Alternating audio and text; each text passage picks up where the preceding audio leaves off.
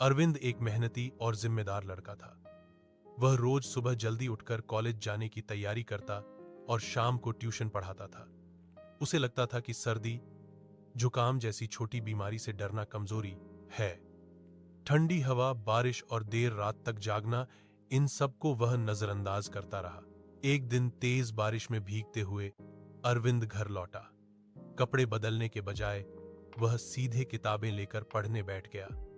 उसी रात उसे हल्की छींक और गले में खराश महसूस हुई, लेकिन उसने इसे मामूली समझकर अनदेखा कर दिया। अगले दिन सुबह उठते ही उसकी नाक बह रही थी, सिर भारी लग रहा था और बुखार भी चढ़ने लगा था। कॉलेज पहुंचना उसके लिए मुश्किल हो गया।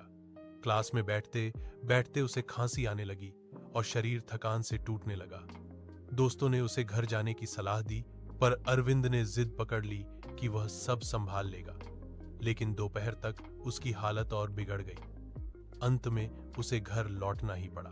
घर पर मां ने उसकी हालत देखी तो नाराज भी हुई और चिंतित भी। उन्होंने तुरंत उसे गर्म सूप पिलाया, काढ़ा दिया और बिस्तर पर आराम करने को कहा। डॉक्टर को बुलाया गया, जिसने बताया कि समय पर ध्यान न देने से साधारण सर्दी जुकाम बढ़ गया है।